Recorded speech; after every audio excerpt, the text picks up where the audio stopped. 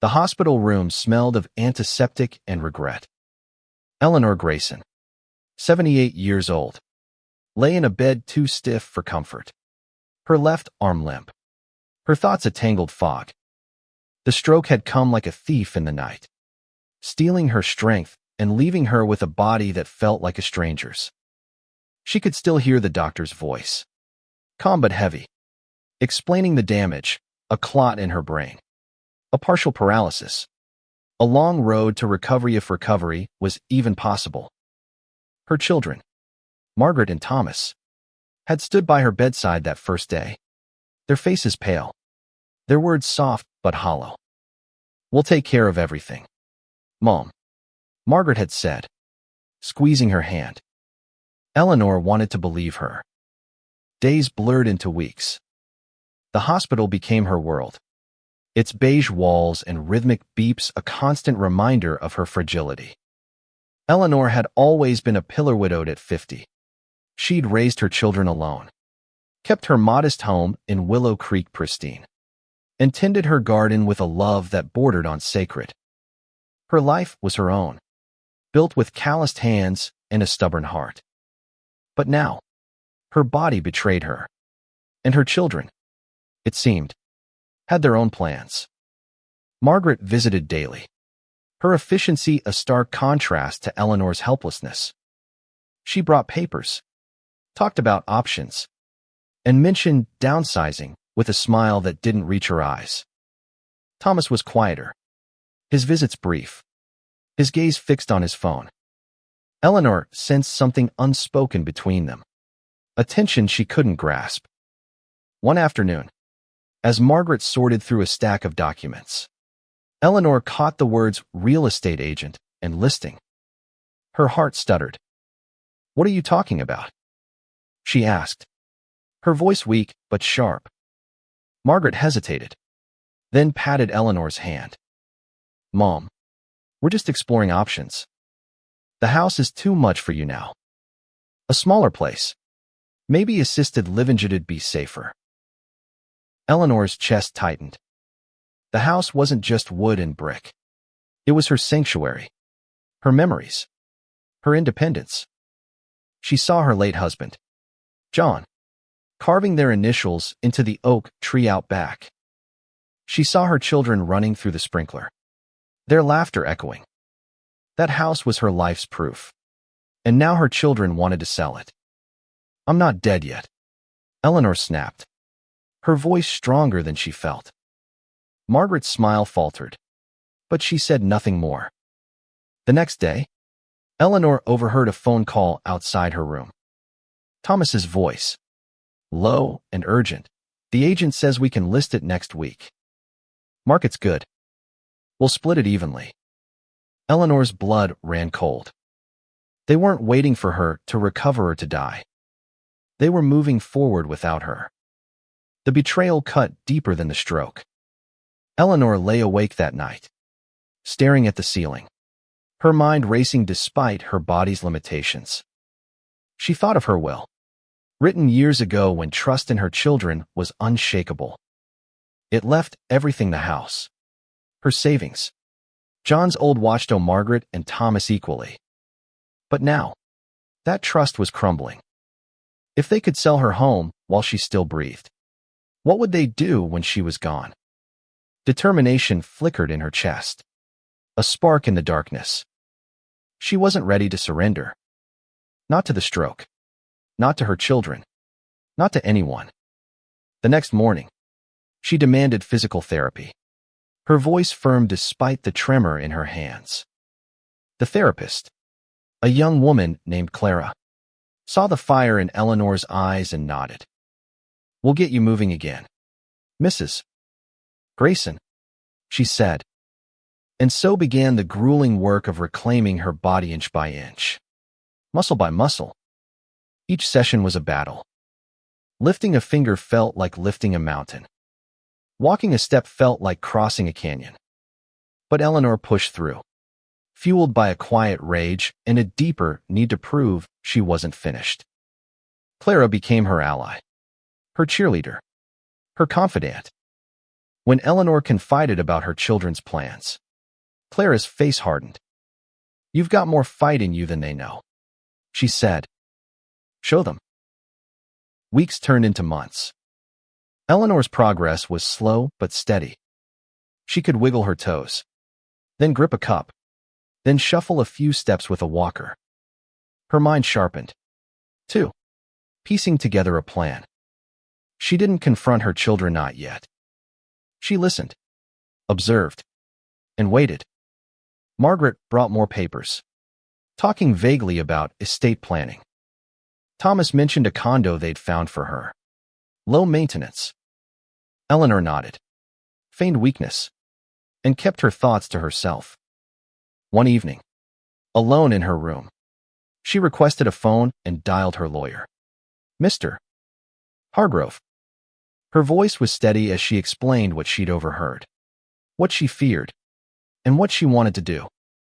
Hargrove listened, his tone grave but supportive.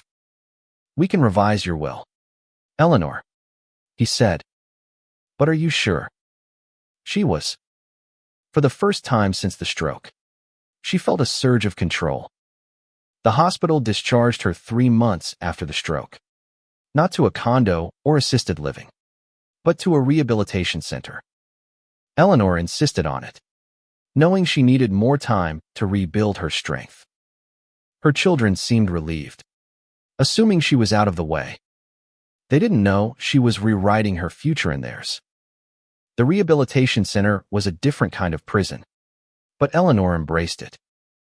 The air smelled less of antiseptic and more of possibility.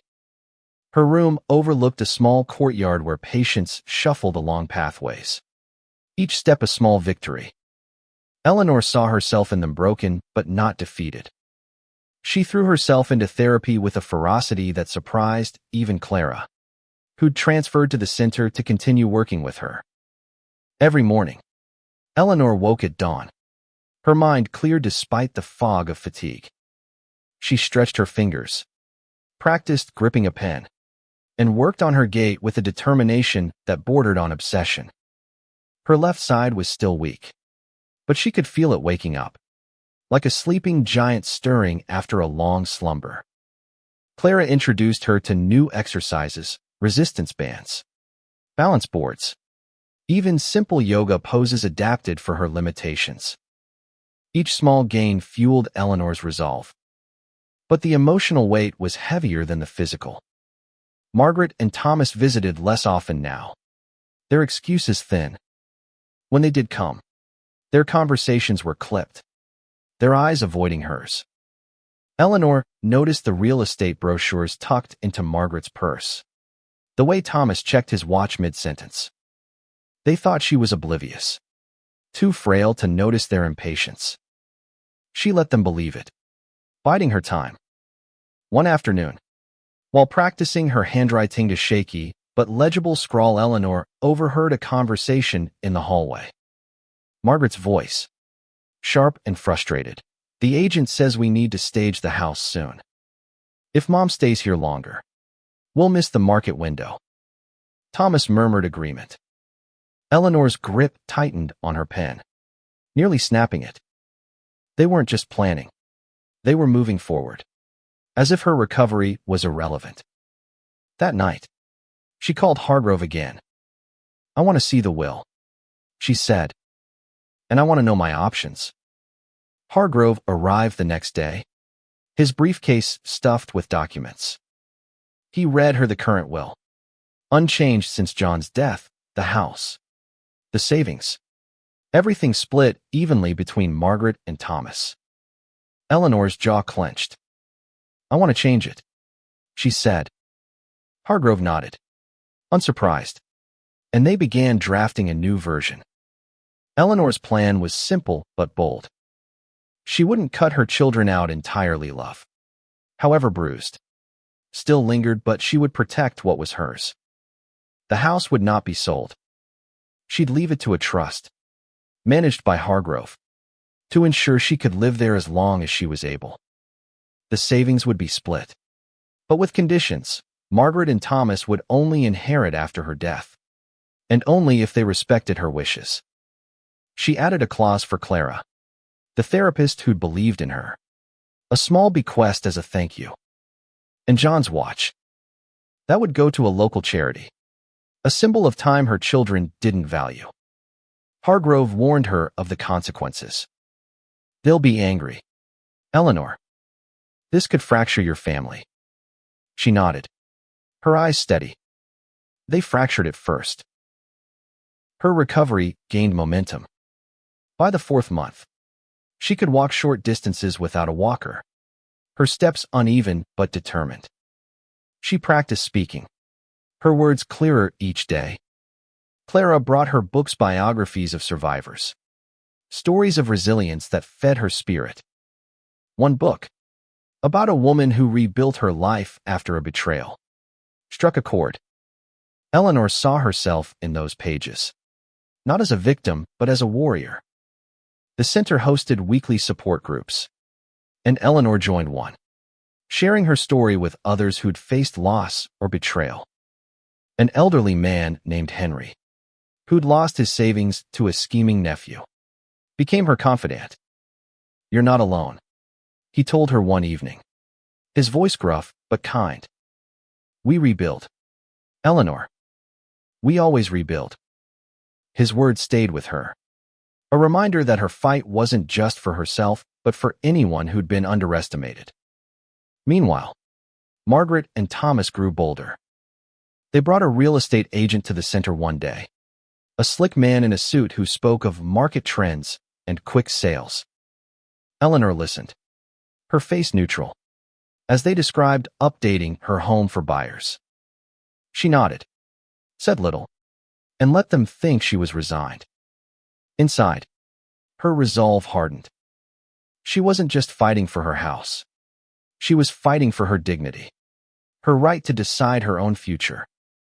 By the 6th month, Eleanor could walk a full lap around the courtyard, her cane a mere formality. She wrote letters in a steady hand, her signature bold and clear. Hargrove finalized the new will, and Eleanor signed it with a flourish, feeling a weight lift. The document was her shield, her declaration of independence. She wasn't ready to confront her children, yet she wanted to be stronger. Sure, but the time was coming.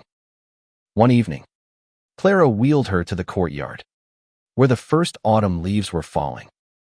Eleanor closed her eyes, breathing in the crisp air, and felt something shift inside her.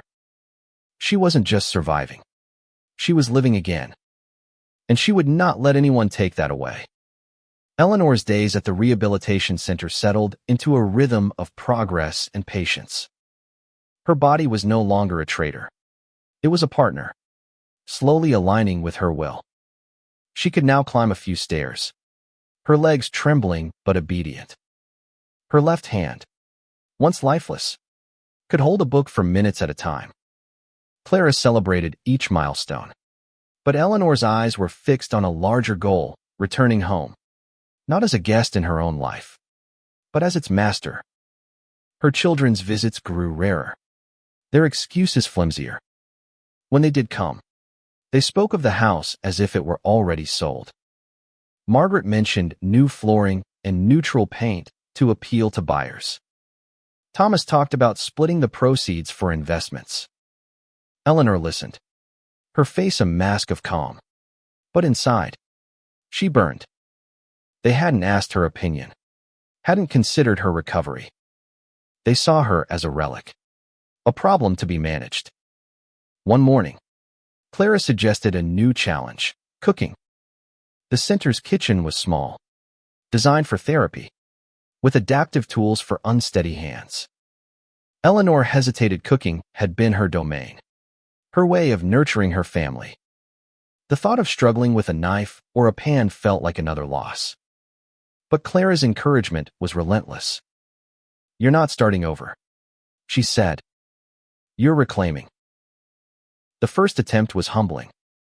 Eleanor's fingers fumbled with a carrot, the knife slipping. But she tried again, and again, until she could chop unevenly, then steadily. She baked a simple batch of cookies, the scent filling the kitchen with memories of Christmases past. When Clara tasted one and grinned, Eleanor felt a spark of pride. She was still herself, still capable. The support group became her sanctuary. Henry, the gruff widower, shared stories of his own battles, and Eleanor found solace in their shared defiance. Another member, a woman named Ruth, spoke of forgiving her estranged daughter, and Eleanor listened, torn. Could she forgive Margaret and Thomas? Did they deserve it? The question haunted her, but she pushed it aside. Forgiveness could wait. Strength could not. Hargrove visited weekly, updating her on the will and her finances. The house was still hers, but the real estate agent's calls were persistent, egged on by her children. Hargrove had stalled them, citing legalities. But Eleanor knew time was running out. She needed to be ready to return home, to face her children, to reclaim what was hers. One afternoon, a letter arrived from Margaret. It was formal, typed, and cold. She and Thomas had listed the house. It said, "In your best interest." They'd found a lovely assisted living facility and would handle the move. The letter ended with a promise to visit soon. Eleanor read it twice, her hand steady, her heart racing. They hadn't even waited for her consent. She called Hargrove immediately. "Stop the sale," she said. "Whatever it takes." Hargrove explained the legal steps, a cease and desist letter, a claim of undue influence, and proof of her competency. Eleanor's recovery was her strongest evidence. She began documenting her progress videos of her walking, writing, cooking, each clip a testament to her resilience. Clara helped her prepare for the confrontation. They role-played, with Clara pretending to be Margaret, challenging Eleanor's decisions. At first, Eleanor faltered, her voice shaking as she defended her choices. But with practice, her words grew firm, her arguments clear. "This is my life," she told Clara, her eyes blazing. "They don't get to decide it for me." By the 8th month, Eleanor could walk a quarter-mile, her cane barely touching the ground. She could write a full page, her handwriting nearly as neat as it once was. She cooked a simple meal for the support group, vegetable soup and cornbread, and the applause warmed her more than any fire. Henry raised a glass of apple juice in a toast to Eleanor, who reminds us to keep fighting. The turning point came unexpectedly. A social worker at the center, reviewing Eleanor's case, suggested she could return home with part-time care. Eleanor seized the opportunity, her heart pounding with hope. She met with the social worker, Hargrove, and Clara to plan her transition. The house would need modifications, grab bars, a ramp, but it was possible. She could go home. That night, Eleanor sat by her window, watching the stars. She thought of John, of the life they'd built, of the children they'd raised. Margaret and Thomas weren't cruel. She realized they were scared, impatient, human. But their choices had hurt her, and she couldn't let that stand. The new will was her boundary, her way of saying, "I am still here." She called Hargrove one last time. "Set a meeting with my children," she said. "It's time."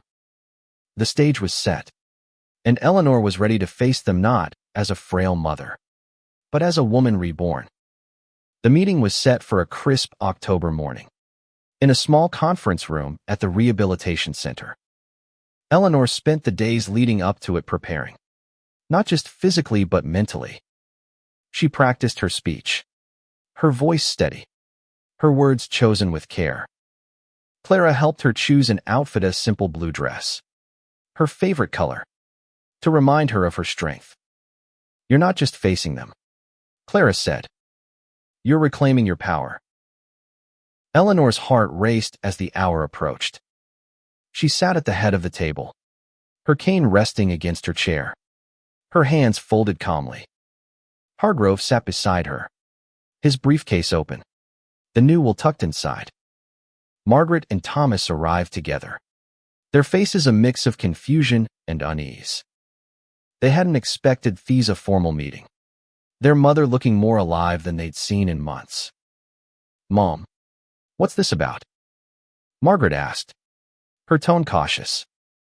Eleanor took a deep breath, her eyes locking onto theirs. "It's about my home," she said, "and my life. You listed my house for sale without my permission. You assumed I was done, that I wouldn't recover. You were wrong." The room fell silent. Thomas shifted uncomfortably, his eyes darting to Margaret. She opened her mouth to speak, but Eleanor raised a hand. "Let me finish," she said, her voice steady as steel. "I've worked too hard to let you decide my future. I'm going home, and I'm keeping my house. The will has been changed to ensure that." Margaret's face flushed. "Mom, we were trying to help. The house is too much for you now. It's not your decision." Eleanor cut in. "It's mine. And I'm not as helpless as you think." She gestured to Hargrove, who slid copies of the new will across the table. "Read it. Understand it. This is what I want." Thomas skimmed the document, his jaw tightening. "You're cutting us out?" he asked, his voice low. "Not entirely," Eleanor said. "But there are conditions. You get nothing until I'm gone, and only if you respect my choices now. The house stays mine, in a trust. Clara gets a share for believing in me. And John's watch goes to charity, because you clearly don't value what it means." Margaret's eyes filled with tears, but Eleanor couldn't tell if they were from guilt or anger. "Mom, we didn't mean to hurt you," she said. "We thought we were doing what's best." Eleanor softened, but only slightly. "I know you're scared for me. But you didn't ask. You didn't wait. You took my choice away." Her voice broke, but she pressed on. "I'm still your mother, but I'm also a person. And I'm not done living." The meeting ended in strained silence. Margaret and Thomas left without a word, the will copies in their hands. Hargrove squeezed Eleanor's shoulder. "You did well," he said. She nodded, but the weight of the confrontation lingered. She'd won a battle, but the war for her family wasn't over. The next week, Eleanor began preparing to return home. The social worker arranged for a part-time caregiver, a kind woman named Lila who understood Eleanor's need for independence. The house was modified grab bars in the bathroom, a ramp at the front door, but it was still hers. Still home. Clara helped her pack, her presence a steady comfort. "You're going to be okay," Clara said, hugging her. "You're tougher than anyone I know." Eleanor's first night back in Willow Creek was both a triumph and a test. The house felt different, quieter. Emptier, but it was hers. She walked through each room, touching the walls, the furniture, the memories. In the backyard, she traced John's initials on the oak tree, her fingers steady. She wasn't the same woman she'd been before the stroke, but she was stronger in ways she hadn't expected. Margaret called the next day, her voice tentative. "Can we talk, Mom?" she asked. Eleanor agreed, but set terms. They'd meet at the house, on her turf. When Margaret arrived, alone, she looked smaller, less certain. "I'm sorry," she said, her eyes downcast. "I didn't realize how much the house meant to you." Eleanor listened, her heart torn between anger and love. "It's not just the house," she said. "It's my life. Margaret, you tried to take it from me." Margaret nodded, tears falling. They talked for hours, not resolving everything, but starting to rebuild. Thomas, however, stayed silent, His absence a wound Eleanor wasn't ready to heal. She settled into a new routine. With Lila's help, she cooked simple meals, tended her garden with adaptive tools, and wrote letters to old friends, her handwriting a badge of her recovery. The support group sent cards. Henry's scrawl the boldest, "Keep ruling your kingdom." Eleanor.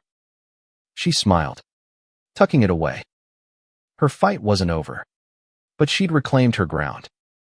The house, the will, her life, they were hers again, and she would hold them tight. Eleanor's return to Willow Creek was a quiet victory, but it came with new challenges. The house, though familiar, demanded adjustments. Stairs were a hurdle, even with the grab bars. Cooking took twice as long, her hands still clumsy at times. Yet each task, each small act of independence, was a defiance of the stroke and her children's assumptions. Lila, her caregiver, was a godsend, patient but unobtrusive, helping Eleanor without smothering her. The garden became her refuge. She'd always found solace in the soil. And now, with adaptive tools Clara had recommended, she could plant again. Kneeling was impossible, so she worked from a chair, digging with a lightweight trowel, planting bulbs for spring. Each bulb was a promise to herself. She would be here to see them bloom. The oak tree, with John's initials, stood watch, a silent guardian of her resolve. Margaret's visits grew more frequent, tentative steps toward reconciliation. She brought groceries, offered to help in the garden, and listened more than she spoke. Eleanor saw glimpses of the daughter she'd raised, kind, thoughtful, but the hurt lingered. "I didn't understand, Mom," Margaret said one afternoon, her hands twisting in her lap. "I thought we were protecting you." "Protecting me meant asking me," Eleanor replied, her voice gentle but firm. "Not deciding for me."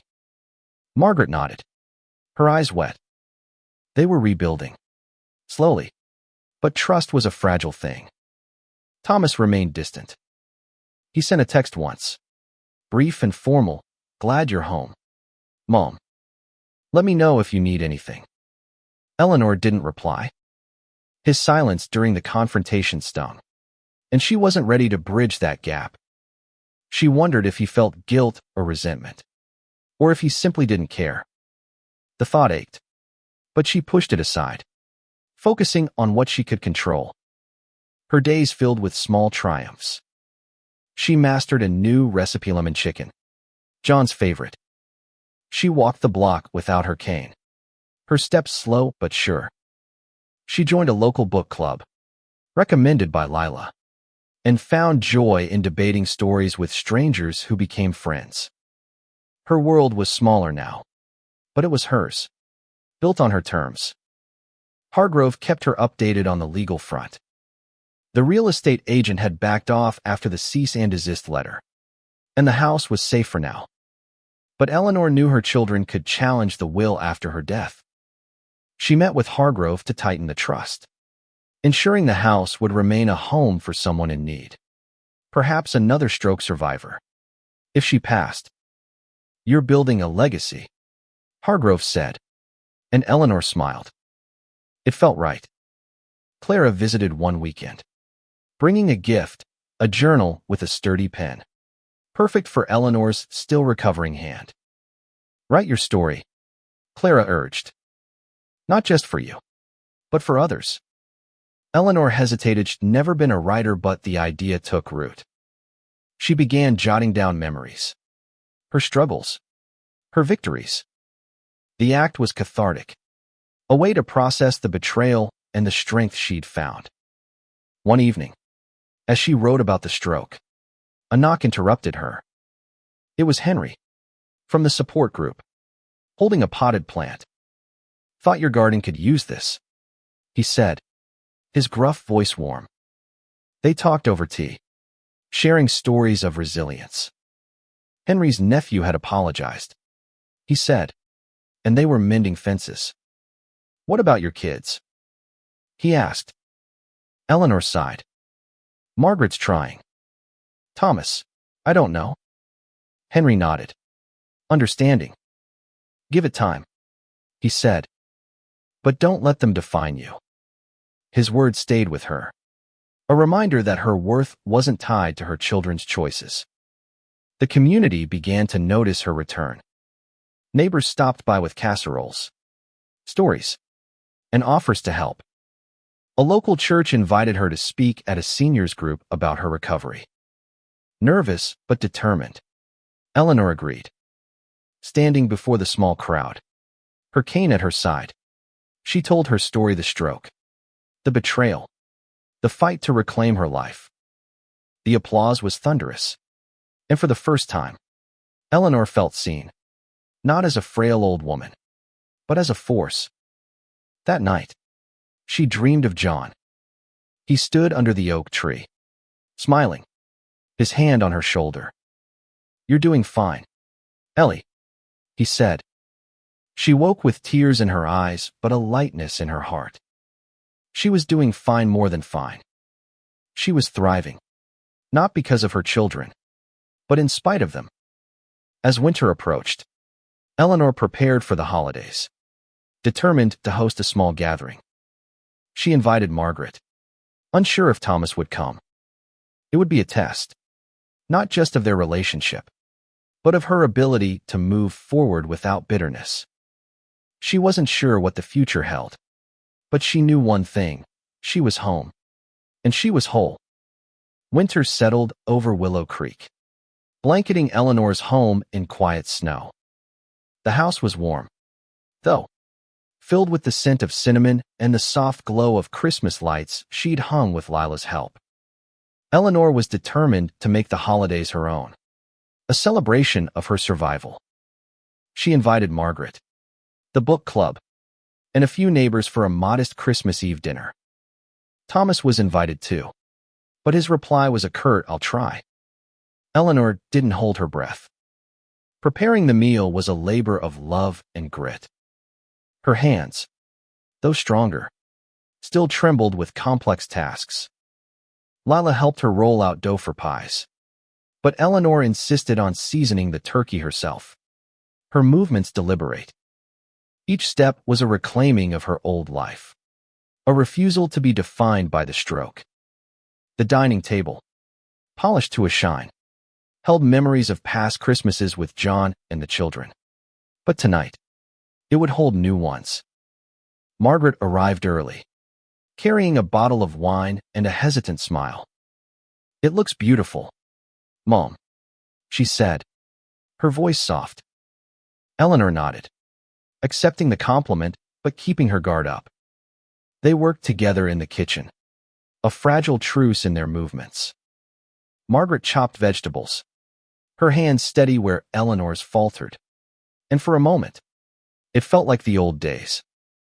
But the weight of the past year lingered, unspoken. The guests arrived, filling the house with laughter and warmth. The book club members shared stories. The neighbors reminisced about Willow Creek's history, and Lila kept the conversation flowing. Eleanor sat at the head of the table, her cane leaning nearby, and felt a surge of pride. This was her home, her life, her victory. Thomas didn't come, his absence a quiet ache, but Eleanor refused to let it dim the evening. After dinner, as guests lingered over coffee, Margaret pulled Eleanor aside. "I've been talking to Thomas," she said, her eyes searching. "He's angry, Mom. He thinks you're punishing us." Eleanor's chest tightened, but she held her daughter's gaze. "I'm protecting myself," she said. "He can be angry, but he doesn't get to rewrite my story." Margaret nodded, tears brimming. "I want to make this right," she said. "I'm trying." Eleanor squeezed her hand, a small gesture of hope. "Keep trying," she said. "That's all I ask." The new year brought fresh challenges. Eleanor's recovery plateaued, her left side still weaker than she liked. Clara, visiting for a check-in, suggested occupational therapy to refine her fine motor skills. Eleanor agreed, determined to keep pushing. She also began volunteering at the local senior center, teaching a gardening class with adaptive techniques. The students, many facing their own physical limitations, inspired her as much as she inspired them. Her journal grew thicker, filled with reflections on her stroke, her children, and her rediscovered strength. Clara read excerpts and urged her to publish them, perhaps as a blog or a small book. Your story matters, Clara said. Eleanor wasn't Suresh, never sought the spotlight, but the idea intrigued her. She began typing her entries, her fingers slow but determined, each word a step towards sharing her truth. Henry visited one snowy afternoon, bringing news he'd reconciled with his nephew, who'd returned part of the stolen savings. It's not perfect, Henry said, but it's a start. Eleanor envied his peace but drew strength from it. She wrote Thomas a letter, her first attempt to reach him. I'm still your mother, she wrote. I'm angry, but I love you. Come home when you're ready. She mailed it, unsure if he'd respond, but the act felt like closure. The community embraced her. The church invited her to speak again, this time to a larger group. Eleanor shared her journey with raw honesty to fear, the betrayal, the triumph. A young woman in the audience, caring for her own aging mother, approached her afterward, tears in her eyes.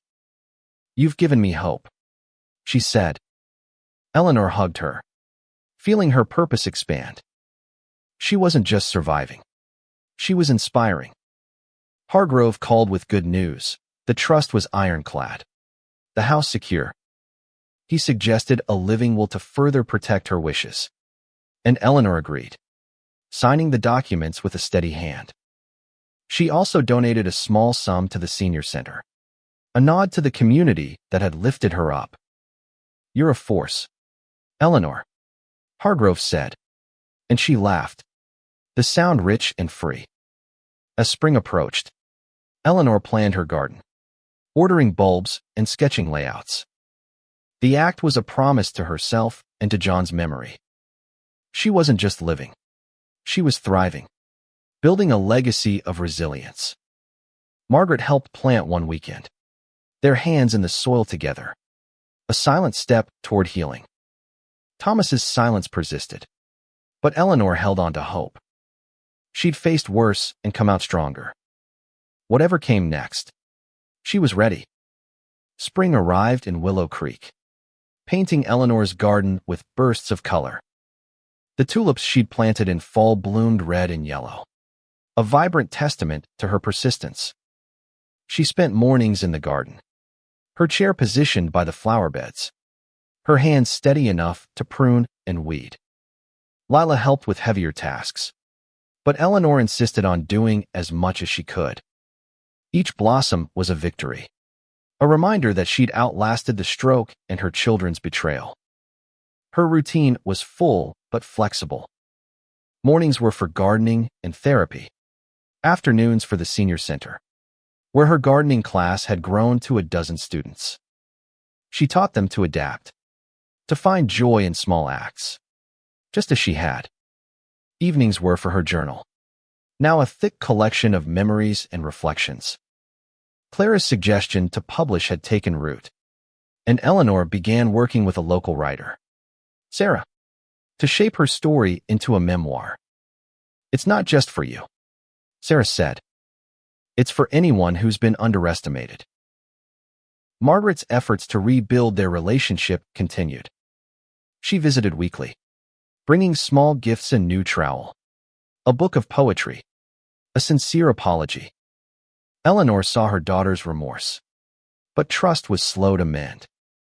They talked openly now, about the stroke, the house, the will. Margaret admitted her fear had driven her decisions. I thought we'd lose you, she said one evening, her voice breaking. I wanted to make things easier. Eleanor nodded, her heart softening. Easier for you. Maybe, she said. But it wasn't what I needed. Margaret promised to listen, to respect Eleanor's choices. It wasn't forgiveness yet, but it was progress. Thomas remained a shadow. Eleanor's letter had gone unanswered, and his absence gnawed at her. She wondered if he felt shame or defiance, or if he'd simply moved on. One afternoon, while sorting old photos, she found a picture of Thomas as a boy, grinning under the oak tree. Tears pricked her eyes. She tucked the photo into her journal, a reminder to keep the door open, even if he never walked through. Her memoir took shape, each chapter a piece of her journey. Writing was grueling, her fingers tired quickly, and words sometimes eluded her, but it was also liberating. She wrote about the stroke's terror, the sting of her children's betrayal, and the fire that drove her recovery. Sarah helped polish her prose, but the voice was Eleanor's, raw and real. They titled it Still Standing, a nod to her resilience. The Senior Center hosted a reading, where Eleanor shared excerpts to a packed room. Her voice trembled at first, but grew steady as she spoke of reclaiming her life. The audience, neighbors, friends, strangers listened in rapt silence, then erupted in applause. A local publisher approached her afterward, interested in her story. Eleanor hesitated. She never imagined herself as an author, but Sarah's encouragement and the audience's response pushed her to say yes. Her health remained a balancing act. Some days, fatigue hit hard, her left side dragging. Others, she felt almost whole, walking the block with only a slight limp. Clara checked in monthly, marveling at her progress. "You're rewriting the rules of recovery," she said. Eleanor laughed, but the words stayed with her. She wasn't just recovering. She was redefining what her life could be. The community became her extended family. Henry visited often, his gruff humor a comfort. The book club debated novels with passion, and the church group invited her to speak again, this time at a regional event. Eleanor's story spread, inspiring others to share their own. She received letters from strangers, stroke survivors, betrayed parents, resilient souls who saw themselves in her words. Each letter was a thread, weaving her into a larger tapestry of hope. Hargrove reported that the trust was secure, the house untouchable. He suggested a community garden project, funded by Eleanor's small donations, to teach adaptive gardening to seniors. Eleanor loved the idea, seeing it as a way to give back. She sketched plans with Lila, envisioning a space where others could find the healing she'd found in her garden. One evening, as she wrote in her journal, a knock startled her. It was Thomas, standing on her porch, his face pale. "Can we talk?" he asked, his voice low. Eleanor's heart raced, but she nodded, stepping aside. The conversation that followed would test her strength, her forgiveness, and her hope for the future. But she was ready to face worse and come out stronger. Eleanor stood in her doorway, facing Thomas for the first time in months. He looked older, his eyes shadowed, his shoulders hunched. The porch light cast harsh lines on his face, revealing a weariness she hadn't expected. She gestured to the living room, her cane tapping softly as she led him inside. The house was quiet, the air thick with unspoken words. Thomas sat on the couch, his hands clasped tightly. "I got your letter," he said, his voice barely above a whisper. "I didn't know what to say." Eleanor sat across from him, her gaze steady. "You could have said something," she replied. "Anything." He looked down, his fingers twisting. "I was wrong, Mom. About the house. About everything. I thought you wouldn't come back, that you'd be better off somewhere else. I didn't think you'd fight like this." His words were raw, edged with shame. Eleanor listened, her heart a tangle of anger and longing. She'd waited for this moment. But it wasn't the triumph she'd imagined. "I fought because I had to," she said. "You and Margaret took my choices away. You made me feel like I was already gone." Thomas flinched. But she pressed on. "This house, this life, it's mine. I earned it. And I'm not done with it." Thomas nodded, tears in his eyes. "I'm sorry," he said. "I don't know how to fix this." Eleanor leaned forward, her voice softening. "Start by listening. By respecting me. I'm your mother, but I'm also a person. Don't forget that again." They talked late into the night, peeling back layers of misunderstanding. Thomas admitted his fear of losing her, of the responsibility, of failing her. Eleanor shared her hurt, her strength, her refusal to be erased. It wasn't a full reconciliation, but it was a start. When he left, he hugged her, a gesture that felt both foreign and familiar. "I'll do better," he promised. Eleanor nodded, hoping he meant it. The months that followed were a delicate dance of rebuilding. Margaret and Thomas both visited more often, their efforts clumsy but sincere. Eleanor set boundaries, insisting on her independence while welcoming their help when needed. They worked in the garden together, planted seeds for the community project, and slowly rediscovered each other. Trust was fragile, but it grew, rooted in small acts of honesty. Eleanor's memoir, Still Standing, was published in the fall, a slim volume that carried her heart.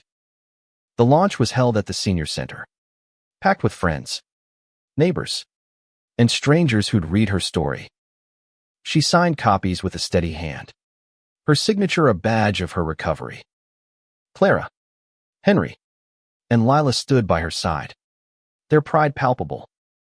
The book didn't make her rich, but it made her heard, her story a beacon for others.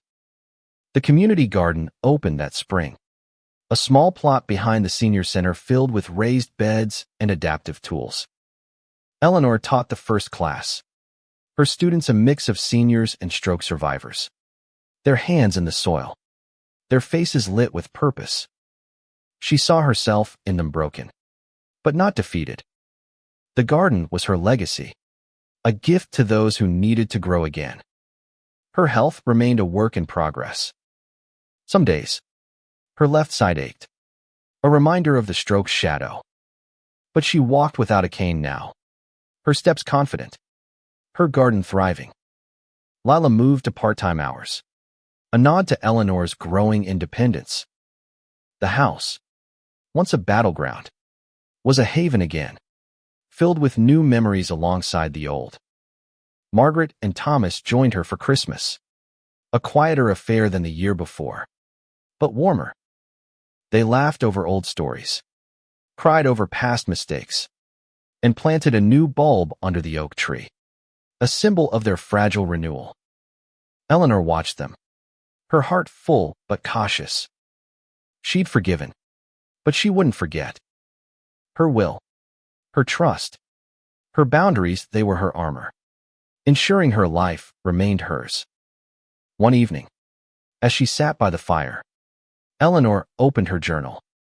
She wrote of the stroke, the betrayal, the recovery, and the love that had survived it all. She wrote of the garden, the community, the strangers who'd become family. And she wrote of herself, a woman who'd faced the end and chosen to begin again. She closed the journal, her eyes on the oak tree outside. John's initials glowed in the moonlight, a reminder of the life they'd built and the strength she'd found. Eleanor smiled, her heart steady. She was still standing, still growing, still here. And that was enough.